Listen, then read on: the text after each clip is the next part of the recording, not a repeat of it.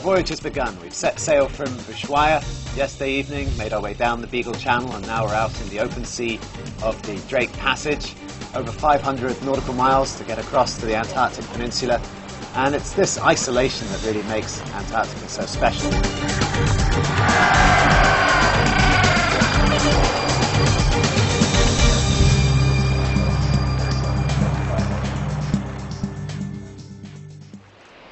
I've been coming to Antarctica for more than 30 years now.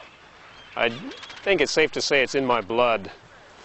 And this is one of my favorite places too. It's a perfect spot to start the voyage here at H.O. Island because there's lots to see. It's a convenient landing. Man, people are so excited. It's fun to watch the reaction everybody has with these penguins. Seeing the penguins up close and having them come right up to you was just great.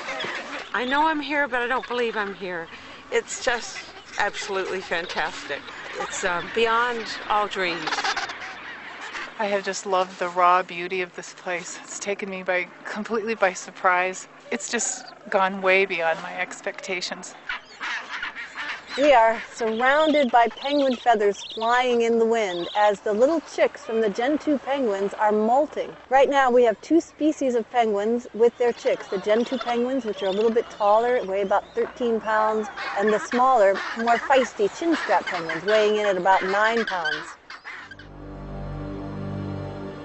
We're in Lindblad Cove. This is the first time the National Geographic Explorer has gotten in here. It's at the head of Charcot Bay on the Trinity Peninsula. That is the mainland of the Antarctic Peninsula. It's very exciting to be here. It was named in honor of Lars Erik Lindblad, our founder. He was the first one to bring tourists down on expeditions to see the Great White Continent. It's a mixture of a couple of pieces of tabular bergs in here, but most of it is made up of ice that's broken off from these glaciers. There are three huge glaciers that feed into Lindblad Cove. And by definition, an iceberg comes from a glacier. That's a really big leopard seal. This is a big female. These are very large, powerful predators. They kill other seals, young seals especially, and of course they feed extensively on penguins. And as big and dangerous and powerful as they are, the surprising thing is they feed on krill to a great extent.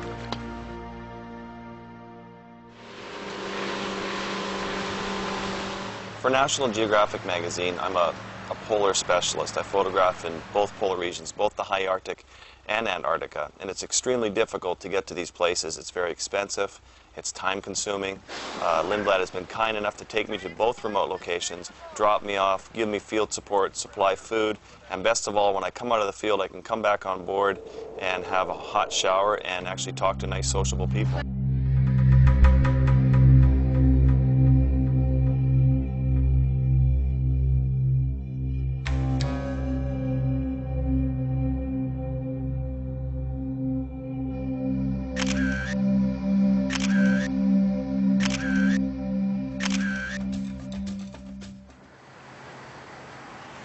We're here at Danko Island and we're about to take the guests out for their first kayak of the voyage.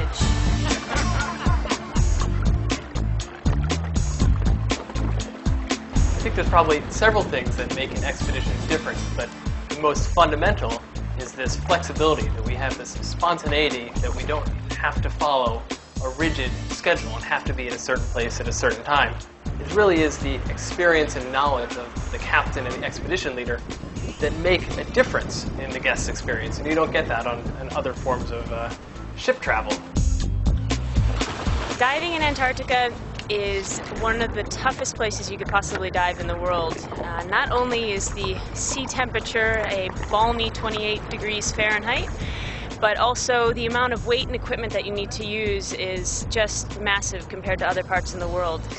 It's not your common diving. We're diving in dry suits down here so that the majority of our body, except for our face and our heads, are staying dry throughout the entire dive. And this is a necessity. Being able to document these findings, to be able to share them not only with the guests but with scientists around the world, to be able to share them with National Geographic is a real honor.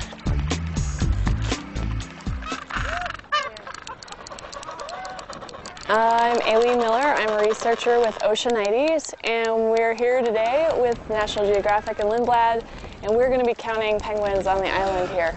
We're tracking population changes in Gentoo, Adelie, and chinstrap penguins all around the Antarctic Peninsula. The research Oceanites does is really unique because we're able to cover such a large area. Most research programs are focused on single colonies, which is really fantastic information, but doesn't give you the bigger picture of what's happening around the peninsula.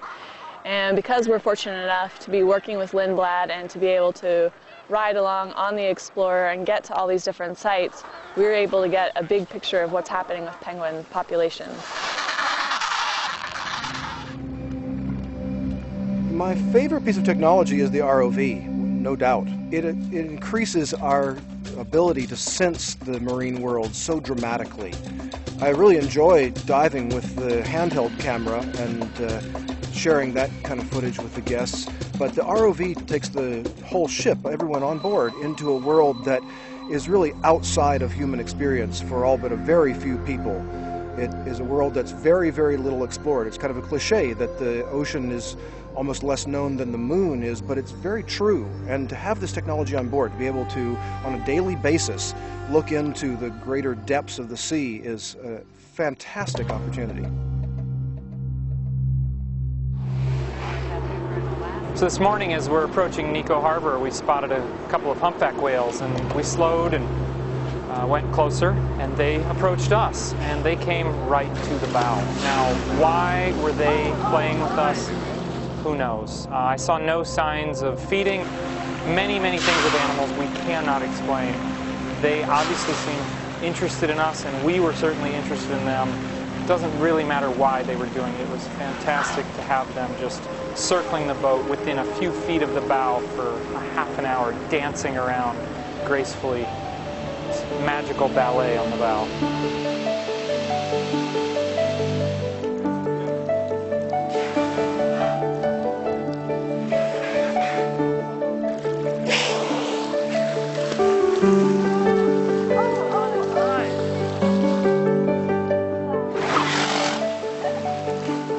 Where in the world should our next adventure be? It's hard to answer that, but what I always say is that if I could take my family anywhere in the world, I would take them to Antarctica, because it's vast, it's clear air, it's ice, it's the sound of so much wildlife that you can't even imagine. I mean, how can you describe this to anybody? They have to see it.